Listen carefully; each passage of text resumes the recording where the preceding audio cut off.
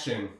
I love predators. Wait. To clarify, I love the alien predators that like to rip people's spines out, hunt the best prey. You know, maybe they should make a movie about Predator versus Predator, where we have the predators we like, you know, the slice and dice hunters, killing the predators we don't like, you know, the ones that hang by schools and should have their heads and spines ripped out. Anyways, Predator Badlands by David Trachtenberg. Trachtenberg? Something close to that.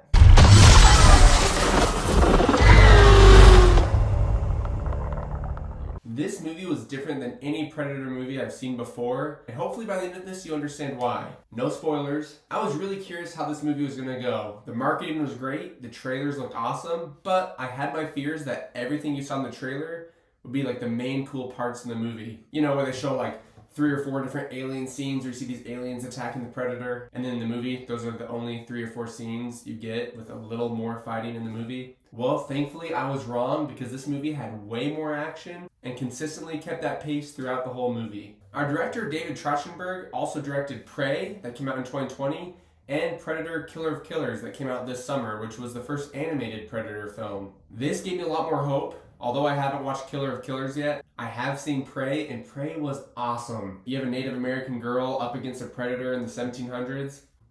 Pretty sweet premise. But this one looked way different, so let's dive into it. This story follows our main character, Deck, who is a predator, so already this is off to a good start. We don't need a human main character, just give us more aliens. Man, I'm gonna confuse some people. Not Aliens, as in Ridley Scott's Alien franchise. Love that franchise. These are closely tied, but predators are aliens. Come on, keep up. So we see our main character, Deck, as he's outcasted and outcast.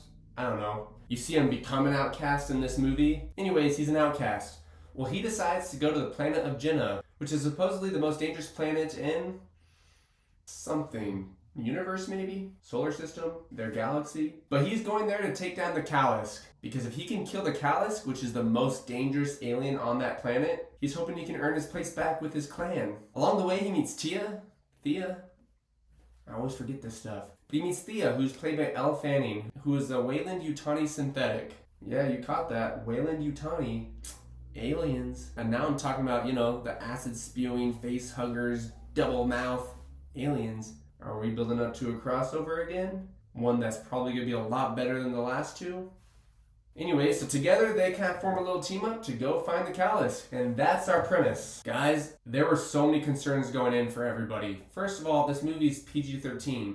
The first Predator movie, not counting Alien vs. Predator, the first one, but the first Predator movie in the Predator franchise that has gotten this rating.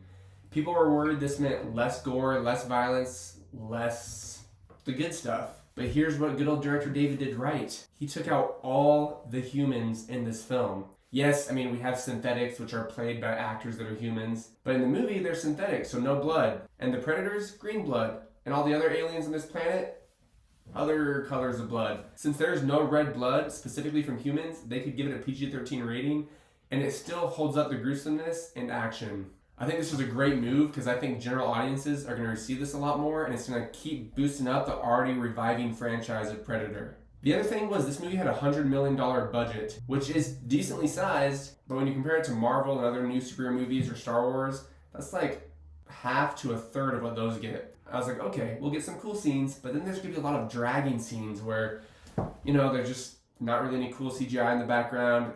It's just kind of them in a field maybe walking. And although you do get some of those walking scenes, they always have either something going on in the background or immerse you in this alien world.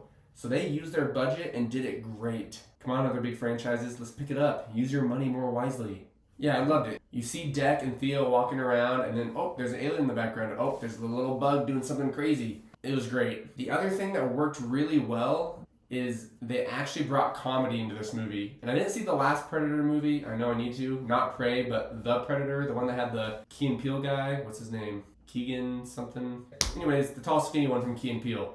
I heard that had a lot of forced humor and it just didn't land well. And if you tell me a Predator movie has comedy, I'm probably going to go in not expecting a whole lot. Well, I didn't know this was going to have comedy because the trailer definitely didn't show that. But there was a decent amount of comedy, but it worked. It felt natural. It flowed, in my opinion. And also, beyond all that, haven't we all been wanting a movie like this for years? I mean, when we watch Transformers, we're all like, just give us a Transformers movie without humans. Take them away. Which we got with Transformers 1, but I'm talking like the live action, I guess it's all CGI, but you get what I'm saying.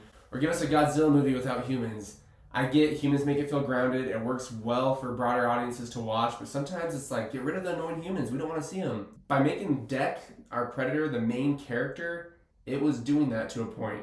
It felt great being able to see a Predator on the screen for the whole movie. And it worked really well. So hopefully other movies take a look at this. If you do it the right way, you can make it work. We don't need some obnoxious teen as the star in some Godzilla movie or Transformers, although I did love Sam Witwicky, so cancel that last comment. It also had a decent story to where, yeah, I think past Predator movies, it's just simply a very niche genre, which people love. That's why we like it. But Predator, killing people, they gotta survive. This one gave it some more heart. Once again, people might not like that. I loved it. You see the Predator forming different bonds and kind of growing and maturing, getting outside his culture. You see the Predator, who's a very, in a way, egotistical, but very traditional also species and character, learning from other aliens, learning from our good old synthetic Thea. Oh, the other thing, Chekhov's gun. They show different alien species, they show different things throughout the whole movie. And at the end, it all comes together, and I think was a good use of Chekhov's gun. Basically where everything they showed had a purpose by the end. But some things that were a little rough,